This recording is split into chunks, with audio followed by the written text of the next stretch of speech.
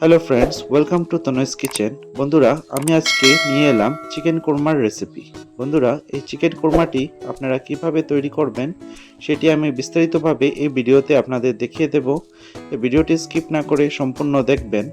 এই চিকেন কোরমা খেতে কিন্তু খুবই দুর্দান্ত হয়, তাই এটি বাড়িতে নিশ্চয়ই একবার ট্রাই করে দেখবেন। তো চলুন বন্ধুরা, এটা তৈরি করার দিকে আমরা এগোই।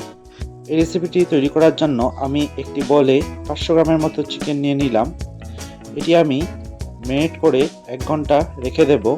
এটা ম্যারিনেট করার জন্য আমি এর মধ্যে দিয়ে দিলাম 1 চামচের মতো আদা রসুন বাটা, 1 চামচ লঙ্কা গুঁড়ো, পরিমাণ মতো নুন,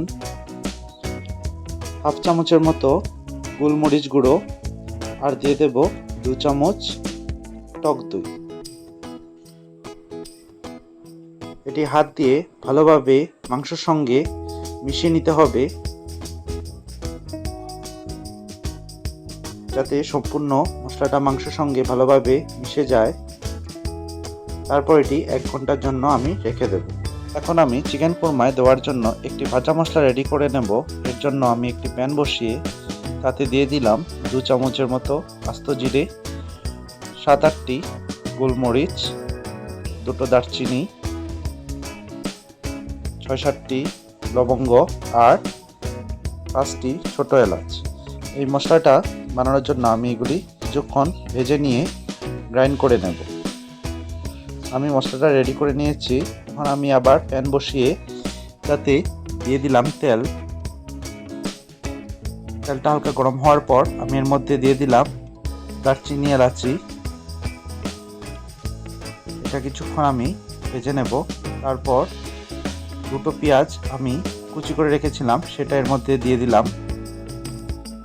পেঁয়াজটা হালকা ব্রাউন রং হওয়া পর্যন্ত আমি ভেজে নেব। তারপর আমি এর মধ্যে দিয়ে দেব 2 চামচ আদা রসুন বাটা, দিয়ে এটা পেঁয়াজের সঙ্গে ভালোভাবে মিশিয়ে আমার কিছুক্ষণ কষিয়ে নিতে হবে। মোটামুটি 1 মিনিট কষানোর পর আমি ম্যারিনেট করে রাখা মাংসগুলো এর মধ্যে ঢেলে দিলাম। এখন আমি এটাকে 3-4 মিনিট মিডিয়াম ফ্লেমে ভালোভাবে কষিয়ে নেব। এইভাবে নাড়িয়ে আপনারা মাংসটাকে কষিয়ে নেবেন।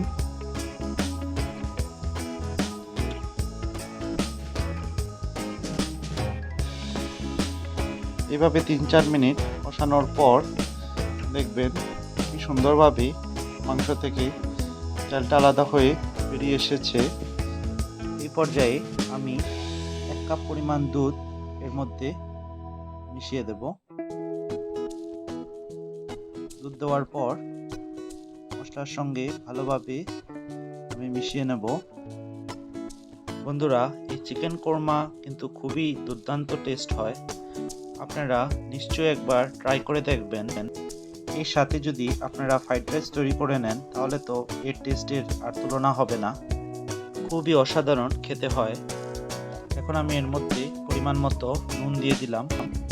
আমার ম্যারিনেট করার সময় যেহেতু নুন দেওয়া ছিল, তাই আপনারা বুঝে নুনটা দেবেন। তারপর আমি এটা কিছুক্ষণের জন্য ঢেকে রাখব। মোটামুটি 5 মিনিট পর আমি ঢাকনাটা খুলে নিলাম। তারপর আমি যে ভাজা মশলাটা আমি রেডি করে রেখেছিলাম, সেটা এর মধ্যে 2 চামচ দিয়ে ভালোভাবে মিশিয়ে নেব।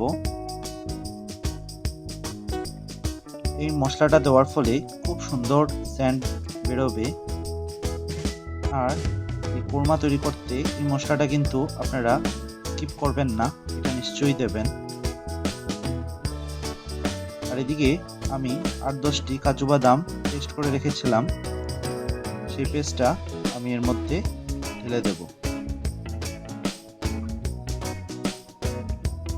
বন্ধুরা, কোরমা তৈরি করতে আপনারা কিন্তু কাজু বাদামটা ইউজ করবেন, চীনা বাদামটা ইউজ করবেন না, না হয় কোরমার টেস্টটা অত ভালো হবে না। এইভাবে নাড়িয়ে কাজু বাদাম পেস্টটা মাংসের সঙ্গে মিশিয়ে নেব।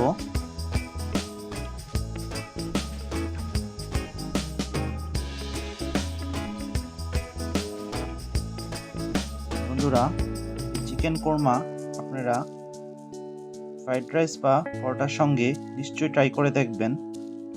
তারপর আমি এর মধ্যে 1 চামচ গোলাপ জল অ্যাড করে দিলাম আর 2 চামচের মতো ঘি দিয়ে সম্পূর্ণ আমি মিশিয়ে নেব। আমার চিকেন কোরমাটা কিন্তু রেডি হয়ে গেছে। এখন আমি ফ্লেমটা অফ করে এটা আমি 10 মিনিটের জন্য ঢেকে রাখব। দেখুন বন্ধুরা, কি সুন্দরভাবে আমার কোরমাটা রেডি হয়ে গেছে। খুব সুন্দর সেন্ট বেরিয়েছে। আপনারা নিশ্চয়ই বাড়িতে এটা ট্রাই করবেন। বন্ধুরা, আজকের রেসিপিটি আপনাদের কিরকম লাগলো নিশ্চয়ই আমাকে কমেন্ট করে জানাবেন। ধন্যবাদ।